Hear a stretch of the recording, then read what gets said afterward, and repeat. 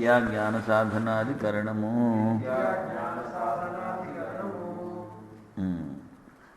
ఇక్కడ ఏక విషయత్వ సంగతి.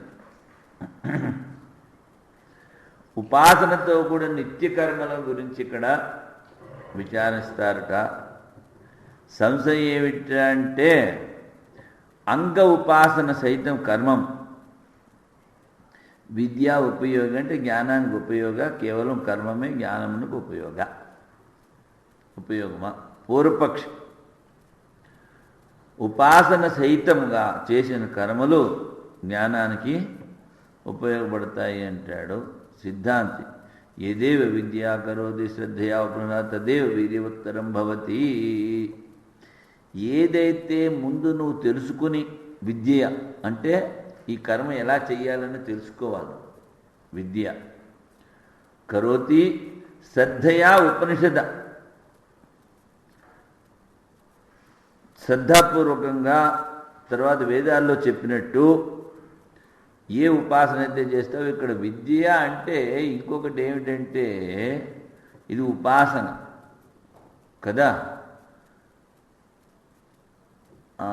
విద్య కరోతి కర్మ. ఈ కర్మ చేసేటప్పుడు ఇంత మునుపు కూడా ఒకసారి చెప్పాం కదా, నువ్వు ఏ దేవతకైతే హవిస్సు వదిలిపెడుతున్నావో ఆ దేవతా స్వరూపాన్ని చింతన చేస్తూ స్మరిస్తూ వదిలిపెట్టండి, అది విద్య అవుతుంది. అంటే ఉపాసనతో కూడిన కర్మ కదా. తదేవ వీర్యవత్తరం భవతి, దాని ఫలితం ఎక్కువగా ఉంటుంది. అందుకని ఉపాసనతో కూడిన కర్మ ఎక్కువ ఫలితాన్ని ఇస్తుంది. ఉపాసన రహిత కర్మ కూడా విద్యోత్పత్తికి ఉపకారమే అని చెప్పుకోవాలి. అందుకని సోపాసన నిరుపాసన, ఉపాసన సహిత్యము ఉపాసన రహిత్యము కూడా రెండు విధాలుగా కూడా కర్మ విద్యకి సాధనమే అవుతుంది. అంటే ఇక్కడ ఉపాసనతో చేసినట్లయితే ఫలితం ఎక్కువ త్వరగా, ఉపాసన రహితంతో చేస్తే కొంచెం విలంబంగా అవ్వచ్చు. విద్యా సాధనం నిత్యకర్మ ద్విధం సంభావ్యతే కదా. ఇదే కదా 12, 13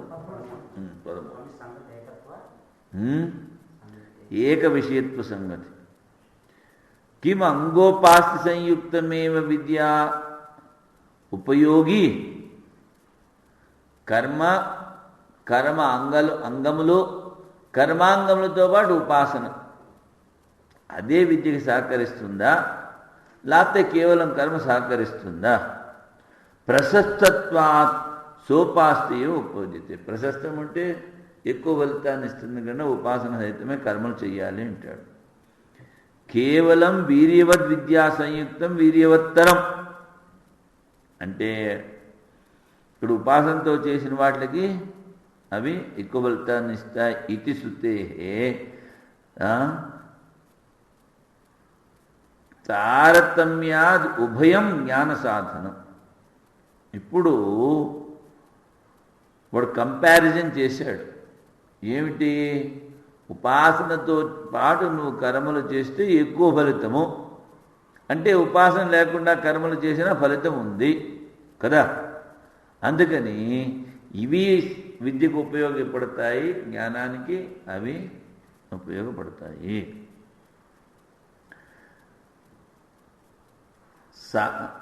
అంగావబద్ధోపాస్తి సహితం తద్రహితం చ. అంగావబద్ధ ఉపాసన, అంగావబద్ధం అంటే కర్మకు అంగాలు, ఆ అంగాలకు మళ్ళీ ఉపాసన వాటితో పాటు చేసడం, అవి లేకుండా ఉపాసన లేకుండా కేవలం కర్మ చేయాలి. సోపాసనస్య కర్మణ ప్రశస్తత్వాత్, అది శ్రేష్టం. తదేవ విద్యా సాధనం నతు ఉపాస్తి రహితం.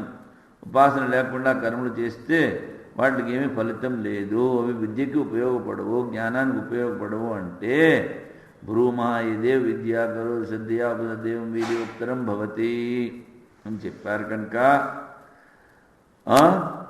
సోపాసనస్య కర్మణో అతిశయేన వీర్యమస్తి. ఉపాసనయుక్తంగా చేసినట్లయితే దానికి ఎక్కువ ఫలితం.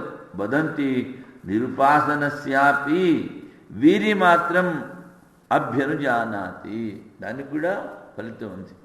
అందుకని తరప్రత్యయానుపత్తే వాడంటాడు తరప్తమపో కంపాటు అవి ప్రత్యయాలు. రెండిటిలో ఒకటి చెప్పినప్పుడు తరప్రత్యయం వస్తుంది, అన్నిటిలో శ్రేష్టమైన చెప్పినప్పుడు తమ ప్రత్యయం వస్తుంది. కనుక తరప్రత్యయం ఉపయోగించారు కనుక రెండింటి కూడా ఫలితం ఉంది నాయన. తస్మాత్ సోపాసన నిరుపాసనయో తారతమ్యేన విద్యా సాధనత్వం. తారతమ్యేన కొంచెం తేడా ఉంటుంది. వాడు త్వరగా పోతాడు, వీడు మెల్లిగా పోతాడు.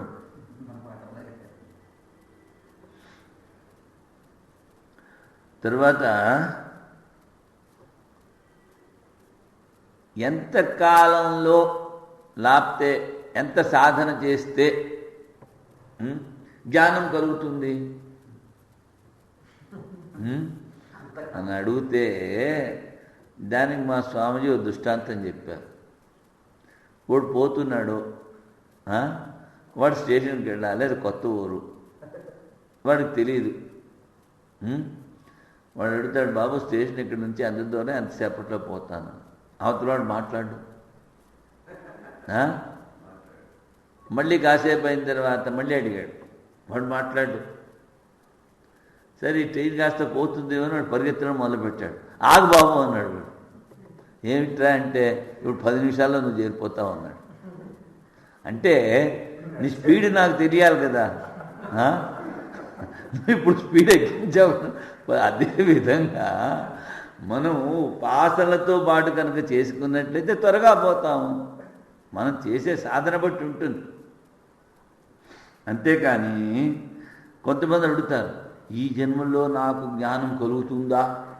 అయితే నువ్వు జ్ఞానస్వరూపుడే, ఆత్మస్వరూపుడివి, నువ్వు అన్నీ వదిలిపెట్టి ఆత్మచింతన చేసుకో, ఎందుకు కలగదు? ప్రతిబంధ రాహిత్యం ఉంటే త్వరగా జరుగుతుంది. ఎందుకు జరగదు? అది దీనికి ఇప్పుడు సూత్రం. విద్యాజ్ఞాన యదేవ విద్యేతి యదేవ విద్యేతి యదేవ విద్యేతి యదేవ విద్యయా ఇతి హి అంటే ఉపాసనతో పాటు చేసిన దానికి అతిశయ ఫలమును చెప్పారు కనుక ఉపాసన లేకుండా చేసినా అవి ఉపయోగపడతాయి. ఎలాగంటే యజ్ఞేన దానిన తపస వివిధిషంతి బ్రాహ్మణ అని చెప్పారు కనుక ఇది విశేష శృతి ఆత్మజ్ఞానం ప్రతి అంగత్వం బహిరంగత్వం. అంగత్వం అంటే బహిరంగ సాధన, యజ్ఞము దానము తపస్సు నిత్యాది కర్మణో దర్శయతి ఏవ. ఈ నిత్య కర్మను చూపిస్తోంది. ఏమిటి? ఆత్మజ్ఞానానికి బహిరంగ సాధనము అని. తస్మాత్ విద్యా సంయుక్తం తదధీనం వా నిత్యాది కర్మ ఉభయం ముముక్షుణ మోక్ష ప్రయోజనాయ. అందుకనే ఆ ఉపాసనతో పాటు చెయ్యి, ఉపాసనతో చేసిన కర్మలు కూడా ముముక్షువులకి మోక్ష సాధనానికి ప్రయోజనములే. ఇహ జన్మని జన్మాంతరేవా అవశ్యం అనుష్ఠేయం ప్రాజ్ఞానోత్పత్తే రితి భావ. నువ్వు కర్మలు ఉపాసనతో పాటు చేయి, లేకపోతే కేవలం కర్మలు చేయి. వేద విహిత కర్మలు చేసి తీరాలి. నిషిద్ధ కర్మలు చేస్తే పాపం. మరి వేద విహిత కర్మలు చేయకపోతే ప్రత్యవాయం. కుర్వన్నేవే కర్మాణి జిజీవిషే క్షతకం సమాహ ఏవం త్వయి నాణ్యచేతోస్తి న కర్మ లిప్యతే నరే. కర్మ అంటే ఇక్కడ పాపం. పాపంతో నీకు సంబంధం లేకుండా ఉండాలి అంటే కుర్వన్నేవే కర్మాణి విహిత కర్మలు నువ్వు చేస్తూనే ఉండాలి నాయన. విహిత కర్మలు చేయకపోతే నిషిద్ధ కర్మలు చేస్తావు. ఈ అంగడిలో అమ్మేవాళ్ళు ఉంటారే, కోట్లల్లో. వాళ్ళ గ్రాహకులు ఎవరు లేరనుకోండి, ఏం చేస్తారు? చీట్లు ప్యాక్ ఆడతారు. అది ఏ శాస్త్రంలో చెప్పారు? లేకపోతే కూర్చుని బట్టాకాడిని కొడతారు. ఏ శాస్త్రంలో చెప్పాడు? నీకు టైం లేకపోతే నువ్వు చీట్లు ప్యాక్ ఆడరాని ఆయన. అది ఒక విధంగా చెప్పాలంటే నిషిద్ధ కర్మ. అందుకని నిషిద్ధ కర్మ చెయ్యకూడదు అంటే విహిత కర్మ చేసుకోవాలి. కర్మ మా ఫలేషు కదాచన. తర్వాత ఇంకోటి ఏమిటంటే, ఎవరు గ్రాహకులు లేకపోతే నువ్వు కూర్చొని మాల చెప్పుకో, రామ్ అనుకో. చీట్ల ప్యాక్ ఎందుకు ఆడాలి? ఎవరు చెప్పాడు నీకు? ఏం సరదా. అందుకని అదేవిధంగా నిషిద్ధ ఆచరణ చాలా చేస్తుంది. అది తలుపు మోక్ష ప్రయోజన ఈ జన్మాంతర. అందుకని విహిత కర్మలో చేసి తీరాలి నాయన. విహిత కర్మలు చేయకపోతే అంతశుద్ధి కాదు, జ్ఞానము కలుగదు. ఇక్కడ ఆపుదామా? ఇంకా చెప్పుకుందామా? ఇది ఒకటే కదా అంటే అచ్చా ఈ పాదం అయిపోతుందా? అచ్చా